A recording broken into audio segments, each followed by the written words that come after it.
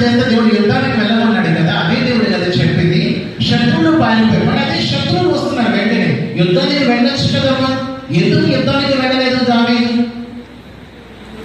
ఎందుకు తను ఏం చేసినా తన జీవితం ప్రతిదీ దేవుని నామానికి లింక్ అయి ఉంటుంది. దేవునికి స్తోత్రం. ఈరోజు దావీదు వలె ఆయనను వెంబడించే గొర్రెపిల్లలా మనం ఉండాలి.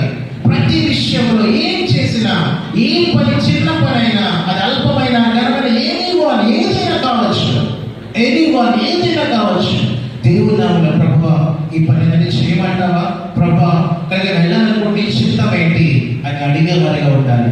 అప్పుడు దేవుడు అంటున్నాడు దావీదుతోటి, నువ్వు యుద్ధము చేయొద్దు. దేవుడికి దావీదుని గెలిపించడం చేతగా అన్నాడంటే కాదు. ఇక్కడ దేవుడు తన మహిమను చూపాలనుకుంటున్నాడు. కొన్ని సందర్భాల్లో ఎలా ఉంటుందంటే మన శక్తిహీనులుగా ఉంటాం.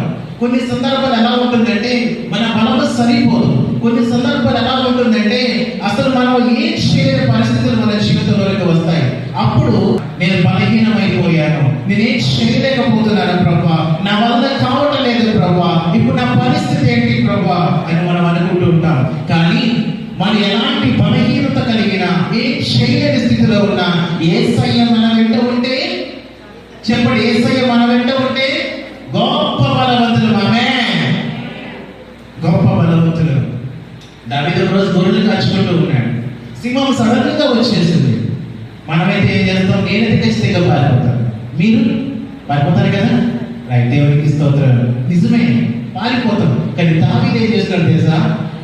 నా గొర్రె పిల్లలను సింహం తినడానికి వచ్చి, ఇది నా మందను చంపడానికి వచ్చింది, వెంటనే దూకేశాడు ముందుకి.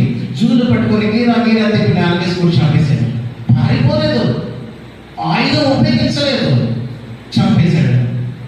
ఆ వాక్యాన్ని పరిశీలన చేస్తూ నేను ఒకటి గమనించాను. దావీదు ఆయుధం ఏంటి?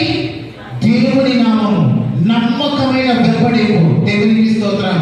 దావీదుకు ఒక నమ్మకం అండి, నా దేవుడు నాతో ఉన్నంత వరకు, నా దేవుడు నాతో నిలిచినంత వరకు నన్ను ఏది చేయలేదు. నమ్ముతున్నారా? గట్టిగా దేవునికి స్తోత్రం చెప్తామండి. నా దేవుడు, చెప్పండి, నా దేవుడు నాతో ఉన్నంత వరకు ఏ శక్తి, ఏ